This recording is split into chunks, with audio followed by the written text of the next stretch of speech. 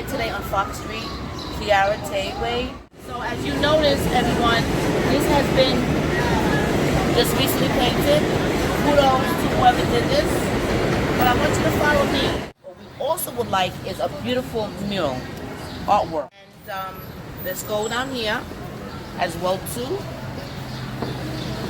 This has just recently been painted because I did speak to Javier Medina. So he came out and he did this, or his crew came out and did this. All of this needs to be repainted, repainted, repainted. The community deserves better than what they're getting. All of this, repainted, repainted over. This is unacceptable for our children to walk back and forth to school to look at this. It's unacceptable. Now this is all the way down, as you can see. All the way down as well. All the way down. Our children in the South Bronx, our teens in the South Bronx, deserves better. Look at this. Look at this. Look at this. You're trying to tell me that you couldn't have finished painting the whole entire gate? Huh? This is unacceptable. We have two schools right across the street. I'm right here on Fox Street, Kyhara's way. Uno, dos, two schools. And the kids gotta leave from school? And look at this. No. Javier Medina, get it together. Comprende? Get it together. That's it.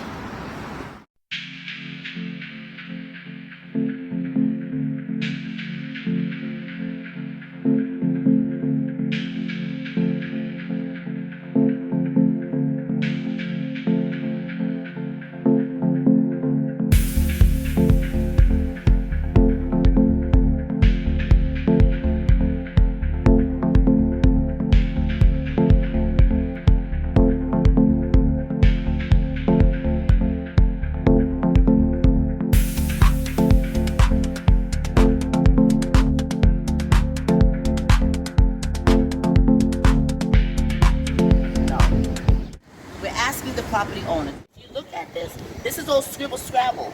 Scribble scrabble. Now whoever's renting this space, all they have to do is go to the store, get a gallon of white paint and get a gallon of gray paint and just paint it over. Because if this was in any other type of neighborhood, people in the community are allowing, okay, the executive director, I'm gonna call him by name, Javier Medina, to allow this to look like this. The community needs to speak up, speak out, and demand changes, because this is nasty. At the end of the day, this is affecting our teenagers' mental health, our children's mental health, the community mental health, the poor people that live across the street. This is what they have to wake up and look at. So at the end of the day, I'm asking the landlord for permission, okay, for permission. Contact the 4-1 Police Council. Picture of Kyhara put on this wall, because this is disgusting. Okay? Very disgusting. Also would like to remember Kyhara and all the carers that we have lost through gun violence. My name is Heather. And so what do you want us to listen to? I am the co-founder of Crusaders for Children's Rights. Gotcha. All right, so let's start with the corner over there. So obviously, again, this is 3 years since it happened, and obviously you guys have done a lot to keep the legacy, keep the memory of Kyhara alive over there. Well, why has it been so important for you to keep this going over there? It's been important to keep Kyhara's legacy alive throughout the whole neighborhood. As you can see, vandalized graffiti is affecting our community's mental health. This is affecting their mental health. It's making the neighborhood depressed. Our teens are depressed looking at it. I'm depressed looking at it. Gotta get rid of it. I did reach out to the mayor's office, Emmanuel Martinez. I reached out to Javier Medina, who is the executive director of the Southern Boulevard Bid. So I'm reaching out to our elected officials to make it happen. This is unacceptable. This is really unacceptable. And in certain neighborhoods in the Bronx, you're not going to see this scribble scrabble. You're not going to see it. So why are we seeing it here in the South Bronx?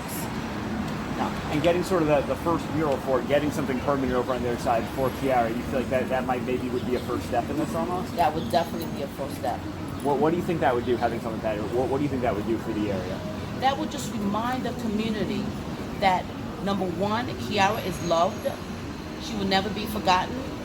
But it will possibly decrease the gun violence in the South Bronx.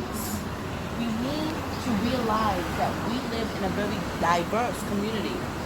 So as you're walking to the train, as you're walking to school, if you're looking at the gates and saying, wow, that looks so beautiful, look at the flowers, look at the Karate Kid, he's on the gate. It would just make our community feel a lot more happier. It would be a positivity to their mental health. That's all I'm asking, is to try as much as we possibly can to improve the mental health of our teenagers and of our children. And maybe it will decrease the gun violence in the South Bronx. Yeah, so when you see the street sign, you see the memorial over there, you feel like that's not quite enough. It's not enough. It's not enough. Okay. It's not enough because as you're walking along, this is what you're looking at. This is what you're looking at. So you're contributing to and continuing on with the gun violence, but not improving the mental health of the community. We don't want Kyhara's death to be in vain. We want to send a message that, you know what? We need to be able to promote positivity within our community where we live. We have 2 schools. So therefore, if there's schools in the neighborhood and you have 2 beautiful apartment buildings, you have a brand new school, 2 brand new schools. Why is it that they're waking up every day and going to school and this is what you're looking at? No. Nobody wants to look at this as they're waking up in the morning, getting themselves put together to go to work, to go to school. Nobody wants to look at that. You got to get rid of it. You have to do better. You have to do more for our youth in the community. You have to show them that their lives matter. The youth lives matter. The children's lives matter. Because I'm an advocate for the children. I don't care about grown-ups. I care about the children and the teenagers. And what is going on now in our community, in the Bronx, especially the South Bronx, is unacceptable. The South Bronx has the highest rate of violence. It's unacceptable. And this is unacceptable. This is contributing. This is affecting their mental health. So I'm asking all our elected officials to come together, stop passing the buck, stop telling me to contact this person, to contact that person. No. I've sent an email to Councilmember Rafael Salamanca, and it has fell on deaf ears. I haven't heard from his office. I heard from Javier Medina. Well, actually, I didn't hear from him. I actually gave him a letter that I had sent to Councilmember Rafael Salamanca. So he decided to come out and take 3 gates. That's it. What about the rest of the block? Well, we also need to implement programs within the community for our youth as well. We need to engage within programs. We need to also get together as a community and figure out ways that we can help our youth. Because we have a lot of youth right now that are homeless. Okay? We have a lot of youth that are aging on a foster care and they're aging on homeless. I think that's everything for me. Anything else you'd want to add or say? Well, I just want to say that this is an election year. So if you have an elected official who is not doing their job, vote them out of office. And vote someone in office who is doing their job.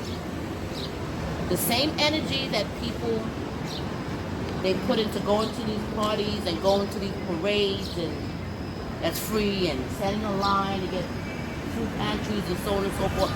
Put that same energy into calling your elected official up and say, hey, I have a problem. I'm tired of looking at this. I'm tired of looking at vandalism out my window. Put that same energy energy into making your elected officials do what you, the constituent, vote them in office to do. That's it. Awesome. Thank you so much for doing this and taking a couple minutes and making this work. Thank you so much for coming. Of course.